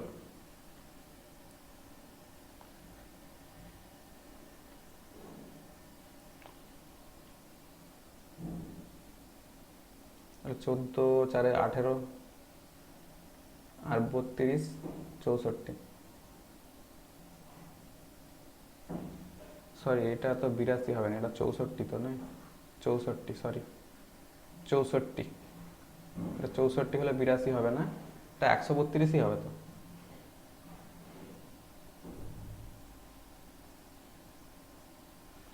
চোদ্দো 4 4 2 6 6 2, হ্যাঁ 132, এই তো করলাম 132, তাই তো বলি, কোথায় ভুল হলো? 132, 132, তাহলে এটা হবে 132, 132, 132 হলে এটা একটু মুছি,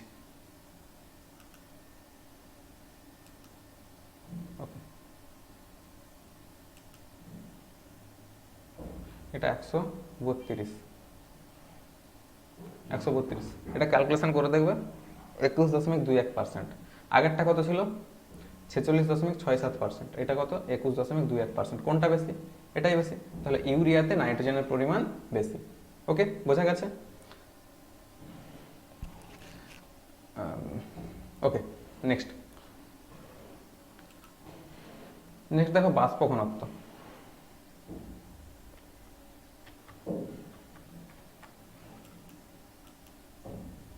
বাষ্প ঘনত্ব জিনিসটা কি না, একই চাপ ও তাপমাত্রায় কোনো গ্যাসের ওজন সমায়তন হাইড্রোজেন গ্যাসের ওজনের তুলনায় যত গুণ ভারী, সেই সংখ্যাটাকেই বলা হয় বাষ্প ঘনত্ব। তাহলে কি একই চাপ ও তাপমাত্রায়, ওকে, তাহলে কি একই চাপ ও তাপমাত্রায় মানে নির্দিষ্ট চাপ ও তাপমাত্রায় গ্যাসের ওজন সমআয়তন হাইড্রোজেন গ্যাসের তুলনায়, ওই গ্যাসের ওজন যেটা হবে সেটা সমআয়তন, যতটা ওই গ্যাসের ওজন সেই আয়তনের হাইড্রোজেন গ্যাসের ওজনের তুলনায় যত গুণ ভারী, সেই তুলনামূলক সংখ্যাটিকেই ওই গ্যাসটির কি বলে? বাষ্প ঘনত্ব বলে। তাহলে বাষ্প ঘনত্ব সমান কি লিখতে পারি? তাহলে দেখো, বাষ্প ঘনত্ব সমান কি লিখতে পারি? বাষ্প ঘনত্ব সমান তাহলে ধরো ভি আয়তন ধরছি, ভি আয়তন হাইড্রোজেন গ্যাসের ওজন, ভি আয়তন হাইড্রোজেন গ্যাসের ওজন, H2 গ্যাসের ওজন, আর ভি আয়তন ওই গ্যাসের ওজন, ভি আয়তন ওই গ্যাসের ওজন, ওই গ্যাসের ওজন। তাহলে বাষ্প ঘনত্ব সমান ভি আয়তন হাইড্রোজেন গ্যাসের ওজন বাই ভি আয়তন ওই গ্যাসের ওজন, মানে যেই গ্যাসটার কথা আমরা বলবো বা যেই গ্যাসটার বাষ্প ঘনত্ব আমরা নির্ণয় করব সেই গ্যাসটার ওজন। ওকে, বোঝা গেছে নিশ্চয়ই? ওকে, চলো বাষ্প ঘনত্বের বৈশিষ্ট্যগুলো কি কি দেখো। বাষ্প ঘনত্ব বৈশিষ্ট্য, প্রথম বৈশিষ্ট্যটা দেখো, একটি নির্দিষ্ট গ্যাসের ক্ষেত্রে তার বাষ্প ঘনত্ব নির্দিষ্ট। একটা যে নাইট্রোজেনের একটা বাষ্প ঘনত্ব আছে, যাই হোক সেটা নির্দিষ্ট, অক্সিজেনের একটা বাষ্প ঘনত্ব সেটাও নির্দিষ্ট, কোনো চেঞ্জ হবে না কিন্তু, যে যে উষ্ণতাই হোক, যেই চাপই হোক, ওটা কোনো ফ্যাক্টর নয়। একটা গ্যাসের বাষ্প ঘনত্ব সেটা সবসময় একই। এবারে দেখো বাষ্প ঘনত্ব, কোনো গ্যাসের বাষ্প ঘনত্ব চাপ ও উষ্ণতার উপর নির্ভর করে না, এটা তো আগেই বললাম। তারপর বাষ্প ঘনত্বের কোনো একক নেই। বাষ্প ঘনত্ব কি, বাষ্প ঘনত্বের একক থাকবেই বা কি করে দেখো। তাহলে বাষ্প ঘনত্ব সমান কি, ভি আয়তন হাইড্রোজেন গ্যাসের ওজন, এটাও কি ওজনের একক কি, এটাও কি কেজি গ্রাম যাই বলি না কেন, এটা গ্রাম বলে যদি বলি, এটা ভি আয়তন ওই গ্যাসের ওজন, সেটাও গ্রামেই তো নেবো। তাহলে গ্রাম গ্রাম কেটে গিয়ে কি কোনো একক থাকছে, তাহলে এটা কি এককহীন রাশি। এককহীন রাশি কি তোমরা 9-এ শিখেছো যে দুটি সমজাতীয় রাশির অনুপাত হলে সেগুলোকে তাকে বলা হয় কি এককহীন রাশি। তাহলে বাষ্প ঘনত্বের সেই জন্য কোনো একক নেই। তাহলে বাষ্প ঘনত্ব একটা এককহীন রাশি। যদি পরীক্ষায় বলে বাষ্প ঘনত্বের একক কি, অনেকগুলো অপশন থাকবে বা একটা থাকবে কোনোটাই নয়, তো কোনোটাই নয় যেটা থাকবে সেটাতে দাগ মারবে। ওকে, এগুলো কিন্তু একটু ঘুরিয়ে কোশ্চেন থাকে বলতে কি অনেকেই বিভিন্ন এককে দাগ দেবে, কিন্তু আসলে জানতে হবে কি যে বাষ্প ঘনত্বের কোনো এককই নেই। ওকে, চলো গ্যাসের প্রমাণ ঘনত্ব। গ্যাসের প্রমাণ ঘনত্ব, গ্যাসের প্রমাণ ঘনত্বের সংজ্ঞাটা দেখো। গ্যাসের প্রমাণ ঘনত্ব সমান কি, প্রমাণ চাপ ও তাপমাত্রায়। প্রমাণ চাপ ও তাপমাত্রায়, এটাকেই আবার এসটিপি বলা যায়। এসটিপি, প্রমাণ চাপ ও তাপমাত্রায় কোনো গ্যাসের গ্রামে প্রকাশিত ভরকে গ্যাসটির প্রমাণ ঘনত্ব বলে। প্রমাণ ঘনত্ব, তাহলে প্রমাণ ঘনত্ব সমান কি পেলাম, যে প্রমাণ চাপ ও তাপমাত্রায় 1 লিটার কোনো গ্যাসের গ্রামে প্রকাশিত ভরকে বলা হয় গ্যাসটির প্রমাণ ঘনত্ব। প্রমাণ চাপ ও তাপমাত্রা এটাকেই বলা হয় ইংরেজিতে এসটিপি। এসটিপির পুরো নাম স্ট্যান্ডার্ড টেম্পারেচার অ্যান্ড প্রেসার। যদি কোনো বইতে লেখা থাকে এসটিপিতে 1 লিটার কোনো গ্যাসের গ্রামে প্রকাশিত ভরকে গ্যাসের প্রমাণ ঘনত্ব বলে, তো এটার সাথে মেলাতে পারবে তো? এটা কিন্তু আলাদা কথা নয়, এটা মানেই এসটিপি। এই যে এটা মানেই এসটিপি, এটা মানেই STP, standard temperature and pressure, বা এনটিপিও বলা যায়। এনটিপি এসটিপি একই কথা। এনটিপি মানে ন্যাচারাল টেম্পারেচার অ্যান্ড প্রেসার। ওকে, ঠিক আছে। তো এবারে দেখে নাও যে যদি আমি হাইড্রোজেন গ্যাসের কথা বলি, হাইড্রোজেন গ্যাসের প্রমাণ ঘনত্ব কত, এটা পরীক্ষায় পড়ে। হাইড্রোজেন গ্যাসের প্রমাণ ঘনত্ব, হাইড্রোজেন গ্যাসের ক্ষেত্রে প্রমাণ ঘনত্ব কত, 0.089 গ্রাম পার লিটার। 0.089 গ্রাম পার লিটার। এবারে আছে প্রমাণ ঘনত্ব ও বাষ্প ঘনত্বের মধ্যে সম্পর্ক। কি কি শিখলাম, প্রমাণ ঘনত্ব শিখলাম এবং বাষ্প ঘনত্ব শিখলাম, দুটোর মধ্যে সম্পর্ক কি। তাহলে দেখো বাষ্প ঘনত্ব সমান, আমরা বাষ্প ঘনত্ব সমান কি জানি, বাষ্প বাষ্প ঘনত্ব, বাষ্প ঘনত্ব সমান কি জানি, যে এসটিপিতে, এসটিপিতে ভি আয়তন, ভি আয়তন হাইড্রোজেন গ্যাসের ভর, হাইড্রোজেন গ্যাসের গ্যাসের ভর, আর এটা কি এসটিপিতে ওই গ্যাসের ভর, ভি আয়তন, যেই গ্যাসটার বাষ্প ঘনত্ব নির্ণয় করব, ভি আয়তন গ্যাসের ভর, এটা যে কোনো গ্যাস হতে পারে, গ্যাসের ভর। ওকে, এটা সমান কি লিখতে পারি, ভি আয়তনটাকে 1 লিটার ধরছি আমি, তাহলে এসটিপিতে 1 লিটার গ্যাসের ভর, 1 লিটার গ্যাসের ভর, গ্যাসের ভর বাই এসটিপিতে, এসটিপিতে 1 লিটার হাইড্রোজেন গ্যাসের ভর, হাইড্রোজেন গ্যাসের ভর। ওকে, তাহলে এসটিপিতে 1 লিটার গ্যাসের ভর বাই এসটিপিতে 1 লিটার হাইড্রোজেন গ্যাসের ভর। আর এসটিপিতে এটাকে কি বলা হয়, এসটিপিতে 1 লিটার গ্যাসের ভরটাকে কি বলা হয়, গ্যাসের প্রমাণ ঘনত্ব। তাহলে এটাকে গ্যাসের গ্যাসের প্রমাণ ঘনত্ব এক্ষুনি তো শিখলাম যে 1 লিটার গ্যাসের ভরকেই বলা হয় প্রমাণ ঘনত্ব।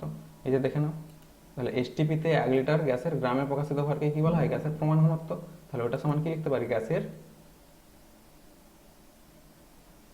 প্রমাণ ঘনত্ব, প্রমাণ ঘনত্ব, আর বাই এসটিপিতে 1 লিটার হাইড্রোজেন গ্যাসের ভর কত? এসটিপিতে 1 লিটার হাইড্রোজেন গ্যাসের এসটিপিতে 1 লিটার হাইড্রোজেন গ্যাসের ভরটাকে কি বলা হয়? তাহলে এই যে কোনো গ্যাসের ভরকে যদি প্রমাণ ঘনত্ব বলা হয়, হাইড্রোজেন গ্যাসের ভরকে কি বলা হবে? হাইড্রোজেন গ্যাসের প্রমাণ ঘনত্ব, তাই তো? তাহলে এটা হবে হাইড্রোজেন গ্যাসের গ্যাসের প্রমাণ ঘনত্ব, প্রমাণ ঘনত্ব, ঘনত্ব, হাইড্রোজেন গ্যাসের প্রমাণ ঘনত্ব। ওকে, তাহলে এখানে দেখে নাও, তাহলে গ্যাসের প্রমাণ ঘনত্ব সমান কি? এক্ষেত্রে এটা সমান কি? এটা সমান কি? বাষ্প ঘনত্ব। বাষ্প ঘনত্বকে ডি দিয়ে প্রকাশ করা হয়, ইংরেজি ডি দিয়ে প্রকাশ করা হয়। তাহলে এটা কি? এটা ডি সমান, ডি সমান এটা। তাহলে গ্যাসের প্রমাণ ঘনত্ব, গ্যাসের প্রমাণ ঘনত্ব, প্রমাণ ঘনত্ব, ঘনত্ব সমান ডি ইন্টু হাইড্রোজেন গ্যাসের প্রমাণ ঘনত্ব, হাইড্রোজেন গ্যাসের গ্যাসের প্রমাণ ঘনত্ব সমান কি? ডি ইন্টু হাইড্রোজেন গ্যাসের প্রমাণ ঘনত্ব কত? এক্ষুনি শিখলাম, হাইড্রোজেন গ্যাসের প্রমাণ ঘনত্ব 0.089 গ্রাম পার লিটার, আর 0.089 ইন্টু বাষ্প ঘনত্ব। যেহেতু এখানে গ্রাম পার লিটারটা কেন লিখলাম না, কারণ এখানেও কি, এখানেও ঘনত্বের একক কি, পাশেও কি হবে? গ্রাম পার লিটার, এক্ষেত্রেও কি হবে? গ্রাম পার লিটার। তাহলে উভয় পাশে কি হবে? কেটে যাবে আলটিমেটলি, সেই জন্য এটা এখানে লিখবে না, কিন্তু এখানে একক লিখবে না, ঠিক আছে? তাহলে গ্যাসের প্রমাণ ঘনত্ব সমান কি? বাষ্প ঘনত্ব ইন্টু 0. বাষ্প ঘনত্বকে ডি, তাহলে বাষ্প ঘনত্ব ইন্টু 0.089। ওকে, এটা কিন্তু মনে রাখবে, এটা দিয়ে কিন্তু অনেক অঙ্ক থাকবে, এটা মনে রেখে দেবে, খাতায় তুলে নাও এটা, এটা ভেরি ভেরি ইম্পর্ট্যান্ট।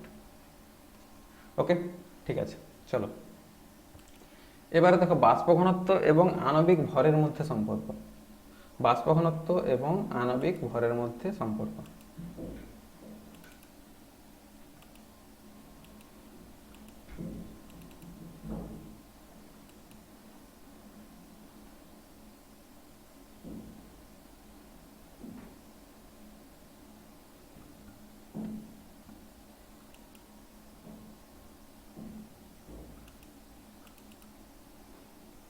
ওকে,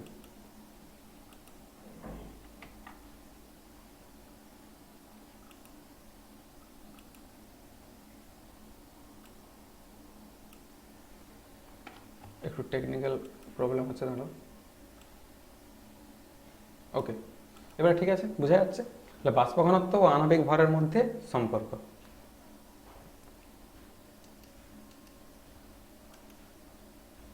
এগুলো একটু বাগিয়ে নিই, হ্যাঁ, তোমাদের বুঝতে সুবিধা হবে।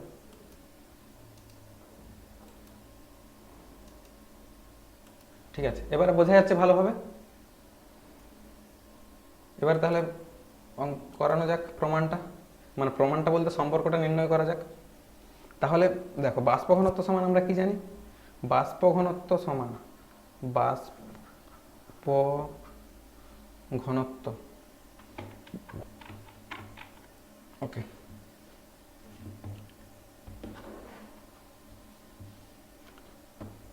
দেখো বাষ্প ঘনত্ব, বাষ্প ঘনত্ব, বাষ্প ঘনত্ব সমান আমরা কি জানি? ভি লিটার গ্যাসের ভর, ভি লিটার গ্যাসের ভর, গ্যাসের ভর বাই ভি লিটার, সরি লাইনটা একটু, by V litre, V litre hydrogen গ্যাসের ভর, হাইড্রোজেন গ্যাসের ভর। ওকে, তাহলে ভি লিটার গ্যাসের ভর বাই ভি লিটার হাইড্রোজেন গ্যাসের ভর, এটা আমরা বাষ্প ঘনত্ব সমান জানি। এটা কিসে? এসটিপিতে, এসটিপিতে এটা আমরা জানি, শিখেছি, তাই তো? ওকে, এবারে তাহলে দেখো ভি লিটার গ্যাসের ভর, এই যে অ্যাভোগাড্রোর যে প্রকল্প, অ্যাভোগাড্রোর প্রকল্প তোমরা জানো যে আমি অ্যাভোগাড্রো প্রকল্পটা করিয়েছি গ্যাসের আচরণ চ্যাপ্টারটিতে। তো গ্যাসের আচরণ চ্যাপ্টারটাও আপলোড হয়ে যাবে, তো তো গ্যাসের আচরণ চ্যাপ্টারটা যখন আপলোড হবে তোমরা নোটিফিকেশন পেয়ে যাবে, তো সেখান থেকে কিন্তু তোমরা গ্যাসের আচরণ চ্যাপ্টারটা দেখে নেবে, তাহলেই তোমরা বুঝতে পারবে যে অ্যাভোগাড্রো সূত্রটা। তো অ্যাভোগাড্রো যে সূত্র, যে প্রকল্প, এটা সূত্র ঠিক না, প্রকল্প বলা যায়। তো অ্যাভোগাড্রো প্রকল্প থেকে আমরা কি জানি যে সমআয়তন সকল গ্যাসে একই চাপ ও তাপমাত্রায় সমআয়তন সকল গ্যাসে সমান সংখ্যক অণু থাকে। তাহলে এসটিপিতে মানে স্ট্যান্ডার্ড টেম্পারেচার এন্ড প্রেসার, মানে প্রমাণ চাপ ও তাপমাত্রায়, তাহলে সমআয়তন, সমআয়তন মানে ভি লিটার গ্যাসের ভর বা ভি লিটার হাইড্রোজেন গ্যাস। তাহলে ভি লিটার গ্যাসেও কি থাকবে, এন সংখ্যক অণুই থাকবে, আর ভি লিটার হাইড্রোজেন গ্যাসেও কি এন সংখ্যক হাইড্রোজেন অণুই থাকবে। ওকে, এটা যাই গ্যাসই হোক না কেন, অক্সিজেন হতে পারে, তাহলে কি এন সংখ্যক অণুই থাকবে, ভি লিটার অক্সিজেন গ্যাসেও কি এন সংখ্যক অণু থাকবে, ভি লিটার হাইড্রোজেন গ্যাসেও এন সংখ্যক অণু থাকবে। ওকে, তাহলে এটাই মানে কি, ভি লিটার অ্যাভোগাড্রো প্রকল্প থেকে কি বলতে পারি, এন সংখ্যক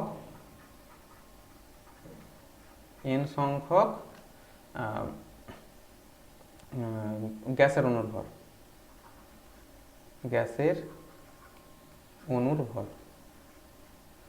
অণুর ভর বাই এন সংখ্যক হাইড্রোজেন অণুর ভর, এন সংখ্যক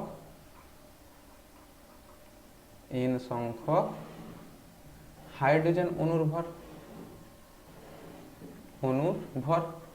তাহলে এন সংখ্যক গ্যাসের অণুর ভর বা এন সংখ্যক হাইড্রোজেন অণুর ভর। তাহলে এন আমি কেটে দিতে পারি, এন সংখ্যক কেটে গেল, এন কেটে গেল, তাহলে গ্যাসের অণুর ভর বাই হাইড্রোজেন অণুর ভর সমান গ্যাসের একটি অণুর ভর। এন কেটে দিলে কি এক পড়ে থাকবে, উপরে ব্যাগ নিচে ব্যাগ, তাহলে একটি অণুর ভর বাই হাইড্রোজেন গ্যাসের একটি অণুর ভর,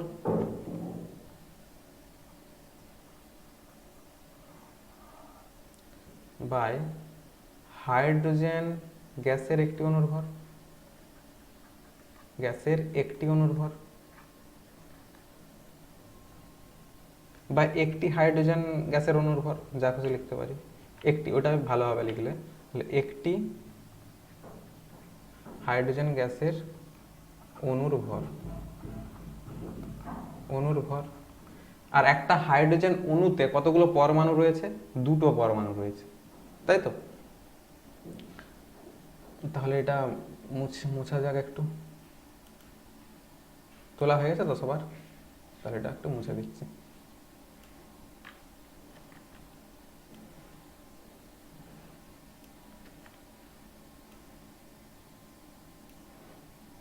ওকে, এবার দেখো, তাহলে এটা সমান, তারপর থেকে দেখো সমান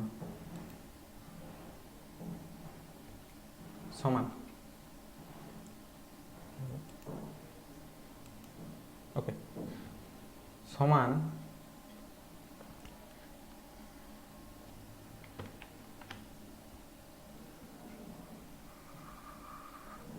সমান কি লিখতে পারি, তাহলে গ্যাসের একটি অণুর ভর যা ছিল তাই ওটা লিখব, গ্যাসের একটি অণুর ভর বাই একটা হাইড্রোজেন অণুর ভর। একটা হাইড্রোজেন অণুতে কতগুলো হাইড্রোজেন পরমাণু থাকে, দুটো, তাহলে 2 ইন্টু একটি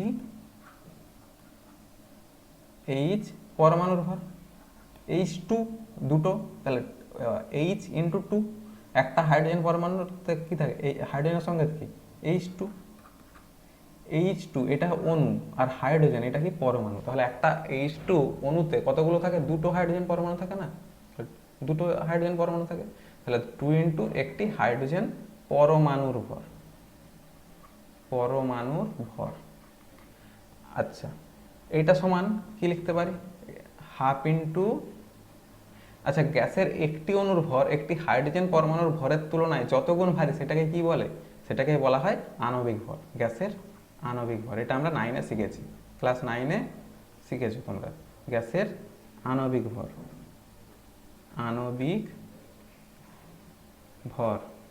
আচ্ছা, এতক্ষণ যেগুলো করছি সবই কি, সব এই সমানগুলো কিসের সঙ্গে সমান, বাষ্প ঘনত্বের সঙ্গে সমান। বাষ্প ঘনত্বকে ডি দিয়ে প্রকাশ করি, ডি সমান হাফ ইন্টু আণবিক ভরকে এম দিয়ে প্রকাশ করা হয়। ওকে, তাহলে এখান থেকে কি বলতে পারি, M equal to 2d, M সমান 2d। এটা মনে রাখবে, এটা খুব ইম্পর্ট্যান্ট একটা সূত্র, এটা কিন্তু কাজে লাগবে। বোঝা গেছে? ওকে, চলো এবারে ভর বা মোল আয়তন সংক্রান্ত গণনার নিয়মাবলীগুলো দেখব।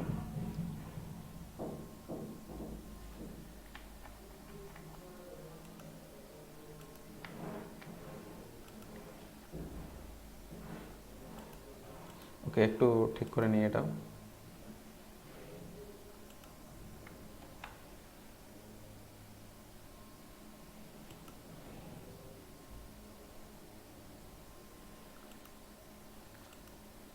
ওকে,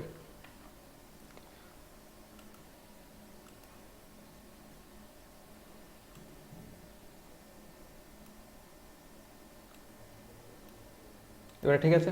ওকে, তো এবারে দেখো কি কি নিয়মগুলো মেনে চলতে হবে। এসটিপিতে এসটিপিতে 1 মোল যে কোনো গ্যাসের আয়তন কত? 22.4 লিটার। এসটিপিতে যে 1 মোল যে কোনো গ্যাসের আয়তন 22.4 লিটার, এটা তোমরা ক্লাস 9-এ শিখেছিলে। আর তাছাড়া এই নিয়ে আমি অনেক আলোচনা করেছি, এটা আছে গ্যাসের আচরণ চ্যাপ্টারটিতে, তো এটা যখন আপলোড হবে তোমরা দেখে নেবে। ওকে, চলো এরপরে কি জানতে হবে, গ্যাসীয় পদার্থের আয়তন। গ্যাসীয় পদার্থের আয়তন এসটিপিতে দেওয়া না থাকলে, এসটিপিতে যদি না দেওয়া থাকে, তার সংযুক্ত গ্যাস সমীকরণ, সংযুক্ত গ্যাস সমীকরণটা কি, P1V1/T1 সমান P2V2/T2। এই যে সূত্রটা, এটা এটা হচ্ছে সংযুক্ত গ্যাস সমীকরণ, অর্থাৎ বয়েল, চার্লস এবং অ্যাভোগাড্রো সূত্রের সমন্বয়। P1V1/T1 সমান P2V2/T2 প্রয়োগ করে এসটিপিতে ওই আয়তন নির্ণয় করতে হবে। এসটিপিতে সবসময় যদি না দেওয়া থাকে, হয়তো অন্য কিছু একটা দেওয়া থাকলো, তাহলে এসটিপিতে নির্ণয় করতে হবে কোন সূত্রের সাহায্যে, P1V1/T1 সমান P2V2/T2, এই সূত্রটা প্রয়োগ করে। তারপর এসটিপিতে 1 লিটার হাইড্রোজেন গ্যাসের ভর 0.089 গ্রাম, এটা আমি শিখিয়েছি, একটু আগে শিখিয়েছি। তারপরে এম সমান 2d, অর্থাৎ আণবিক ভর সমান 2 ইন্টু বাষ্প ঘনত্ব। এম মানে আণবিক ভর আর ডি মানে বাষ্প ঘনত্ব। ওকে, তারপর এসটিপিতে 1 লিটার কোনো গ্যাসের ভর, এসটিপিতে কোনো গ্যাসের ভর 0.089 ইন্টু ডি, ডি মানে বাষ্প ঘনত্ব। তাহলে এসটিপিতে 1 লিটার কোনো গ্যাসের ভর, এটা আমি এক্ষুনি শিখালাম, 0.089 ইন্টু ডি, আর ডি মানে কি, m/2, তাহলে হাফ ইন্টু এম। ডি মানে কি, হাফ ইন্টু এম লিখতে পারি, হাফ ইন্টু এম ইন্টু 0.089 গ্রাম। ওকে, বোঝা গেছে? এইগুলো মনে রাখলেই কিন্তু এই ভর আয়তন সংক্রান্ত গণনাগুলো আমরা করতে পারবো। ভর আয়তন সংক্রান্ত গণনা বা মূল আয়তন সংক্রান্ত গণনা, এগুলো কিন্তু আমরা সহজেই করতে পারবো। দেখো তাহলে একটা অঙ্ক দেখে নেওয়া যাক। প্রবলেম 4, প্রবলেম 3, 3টে প্রবলেম এর আগে করিয়েছি, সেগুলো ভর ভর বা মোল মোল সংক্রান্ত গণনা দিয়ে। এবারে প্রবলেম 4-এ 4 আর 5 দুটো করাবো। তো এই দুটো ভর আয়তন বা মূল আয়তন সংক্রান্ত গণনা। ওকে, এটা কি বলছে, প্রমাণ প্রমাণ চাপ ও উষ্ণতায়, প্রমাণ চাপ ও উষ্ণতায় 44.8 লিটার NH3 প্রস্তুত করতে কত গ্রাম অ্যামোনিয়াম ক্লোরাইড কলিচুনের সঙ্গে মিশিয়ে উত্তপ্ত করতে হবে। এখানে মানগুলো দেওয়া রয়েছে, যেগুলো দেওয়া রয়েছে, আর নাও দেওয়া থাকতে পারে, আমি বারবার বলছি এটা। তো প্রমাণ চাপ ও উষ্ণতায় 44.8 লিটার NH3 অর্থাৎ অ্যামোনিয়া প্রস্তুত করতে কত গ্রাম অ্যামোনিয়াম ক্লোরাইড কলিচুনের সঙ্গে মিশিয়ে উত্তপ্ত করতে হবে। ওকে, তো এটা অ্যামোনিয়া প্রস্তুতিতে তোমাদের আছে, তো এখানেও দেখো, আর অ্যামোনিয়া প্রস্তুতিতেও তোমরা পড়ে নেবে। তো এটা দেখে রাখলে সেই অজৈব রসায়ন যখন তোমরা পড়বে তখন কিন্তু সুবিধা হবে। প্রথমেই আছে অজৈব রসায়নের, একদম প্রথমেই এটা রয়েছে, এই বিক্রিয়াটা। দেখো, কলিচুনের সঙ্গে অ্যামোনিয়াম ক্লোরাইড, তাহলে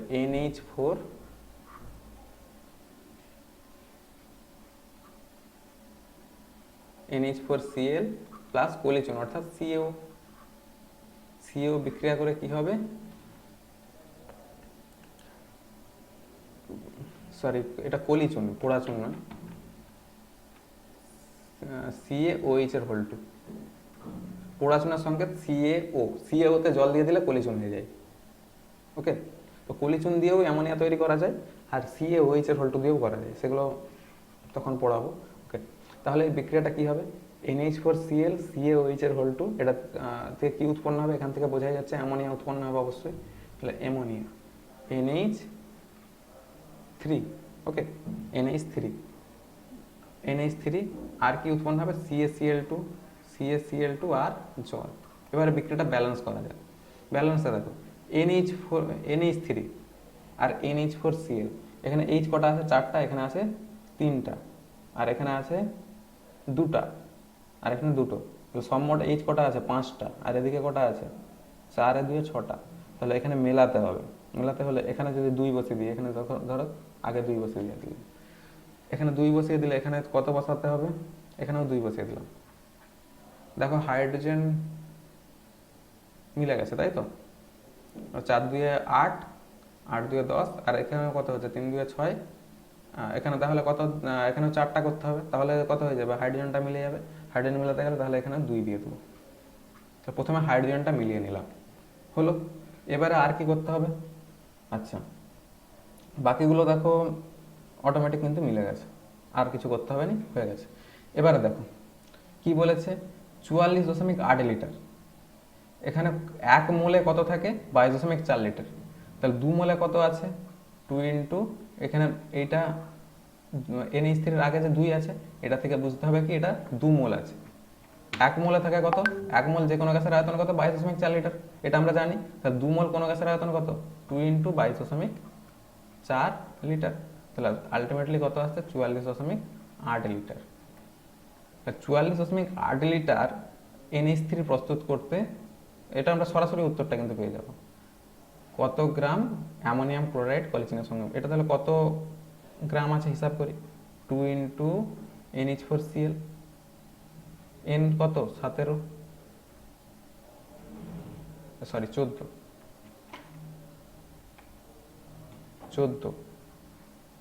প্লাস 4 প্লাস 35.5, তাহলে কত হচ্ছে, 2 ইন্টু, এটা যোগ করো, এটা যোগ করলে কত হবে, যোগ করলে প্রায় হয়ে যাবে, এটা কত হচ্ছে,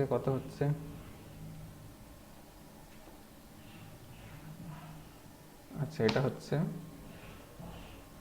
53.5, তাই তো, 53.5, ওকে, 53.5, তাহলে এটা গুণ করলে কত হচ্ছে আলটিমেটলি, 53.5 মানে 100, 53 দুগুণ কত, 106, 106 আর 0.5 1, তাহলে 107 গ্রাম। তাহলে সরাসরি উত্তরটা পাওয়া গেছে, আর ঐকিক নিয়ম করার দরকার নেই, যখন সরাসরি উত্তর পাওয়া যাবে না তখন ঐকিক নিয়ম করতে হবে। তাহলে এটা কত হলো, 44 উত্তরটা তোমরা সরাসরি লিখে দিতে পারবে যে 44.8 লিটার NH3 অর্থাৎ অ্যামোনিয়া উৎপন্ন করতে 107 গ্রাম NH4Cl পলিচুনের সঙ্গে অর্থাৎ অ্যামোনিয়াম ক্লোরাইড পলিচুনের সঙ্গে বিক্রিয়া করাতে হবে। ওকে, এটা খুব সহজ অঙ্ক ছিল, সেক্ষেত্রে এরকমই অঙ্ক থাকতেও পারে, এরকমই থাকে বেশিরভাগ সময়, তো চিন্তা নেওয়ার কোনো কারণ নেই, একটু ভালো করে পড়াশোনা করলেই কিন্তু এগুলো সবই পারা যাবে। ঠিক আছে, নেক্সট। এক্ষেত্রে দেখো, এক্ষেত্রে কিন্তু দুটো কিন্তু ভরে নেই, একটা আয়তনে আছে একটা ভরে আছে, সেই জন্য এটাকে ভর আয়তন বা মূল আয়তন সংক্রান্ত গণনা, কখনো মূলেও দিয়ে থাকতে পারে এটা, তো তখন মূলে করবো। যাই হোক, এবার দেখো যদি 4.5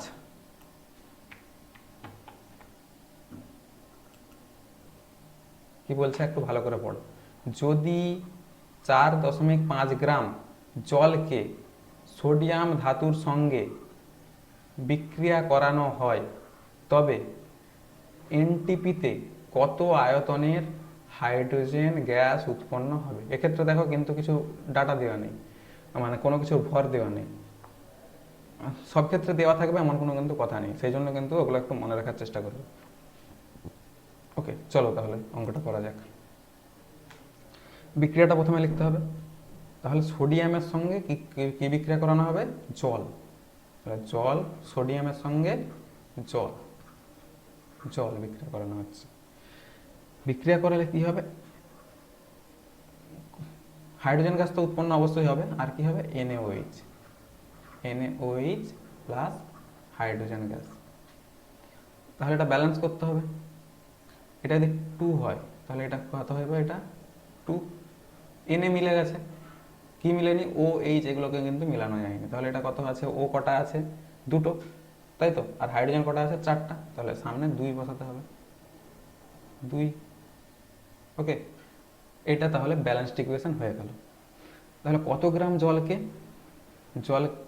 জলটা কত গ্রাম জেনে নিই, তাহলে 2 ইন্টু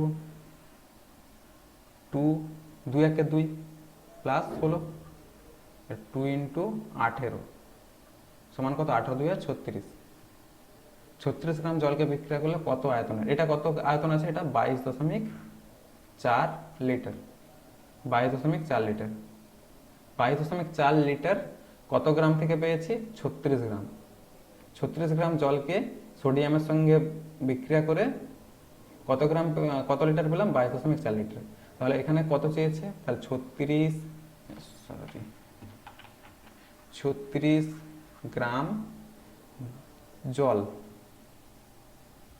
জলকে মানে জলকেই লিখি, জলকে সোডিয়ামের সঙ্গে বিক্রিয়া করে, এন এর সঙ্গে বিক্রিয়া করে কত গ্রাম, কত লিটার পাওয়া গেছে, 22.4 লিটার। তাহলে 1 গ্রাম জলকে কত, আর 4.5